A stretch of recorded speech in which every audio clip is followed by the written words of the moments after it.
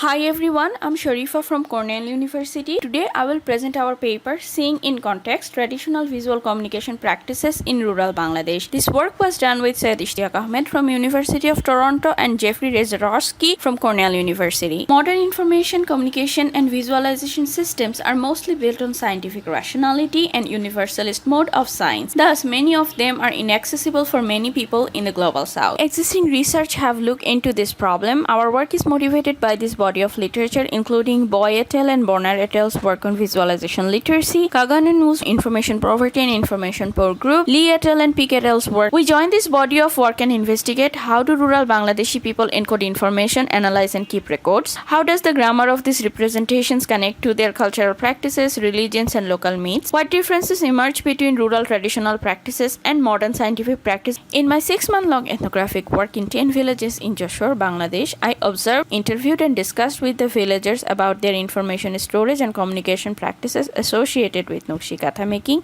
Hindu idol crafting, and witchcraft practices. My fieldwork was supported by RRF, a local microcredit organization. We found that the villagers portray different themes and motifs in their traditional quilt, locally known as Nukshi Katha. Such themes and motifs include mythological stories, renowned local history, religious events, and regional specification. The visuals in Hindu idols are often influenced by religious significances, and any deviation from those are unappreciated. Our observation with rural witches found that their spiritual and para-religious therapies often used many visual artifacts and media. I will go through some of the higher level themes from our findings and discuss how they inform the visualization design. The meaning encoded in modern visual is not affected by the medium beyond the general constant and affordances that different media offer. For example, on the top left image, the user is watching a report open in their computer's browser. In the bottom left one, another user is watching the same report on their mobile phone, and both the users are expected to arrive at a similar understanding of it.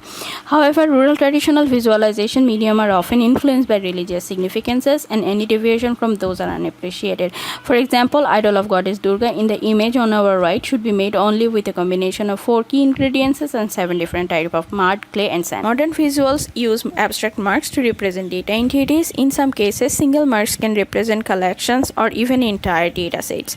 However, rural traditional visuals often borrowed their forms and shapes from designers and users' known world and renowned myth. They may not use the same object to signify a similar concept if they are rooted in 2 different contexts. However, the rural visualization designers might use the same visual objects for 2 different contexts if the religion and myth approved of them as connected. There are many modern visualization approaches for mapping numeric and categorical attributes to characteristics like area or color. Rural visualization practices use their own grammar for representing differences in frequencies and strength of particular variables. For example, the red wheel in the image is a yearly record of family finance, and it has its own way of reading it. Also, the time indexing was portrayed through details in the work. For example, the palanquin in the broken line stitch means the daughter of the family got married that year. Digital media focuses on scalability and reproducibility, and this may not require storytellers' provenance. The rural traditional visualizations often integrated their designer or storytellers in the design and depended on them for the narrative. For example, while explaining her great-grandmother's Nukshi Katha of yearly records, the participant explained that shape and size of object and design sensibility would vary person to person even if they portray same event. Modern visualization may not require specific location or notions of place in order to be useful. However, the traditional practices often depended on the physical location of the designer and consumer. For example, the pair of images of Jantra here helped the witchcraft client to find their suspected enemies. To make the Jantra useful, both the witch and the client needed to live in the same neighborhood and know it well. We found that the people in rural Jashore are not lacking in visualization literacy per se, rather they are experts in a particular kind of situated visualization literacy that relies on local, in-group and familial practices. Such expertise, while effective in community, may not provide the necessary set of tools to help individual access tools created following standard-based practices. This disconnect is a major challenge for CACW visualization and ACI design communities. We also informed the domain about how they address preservation and sustainability and use different media.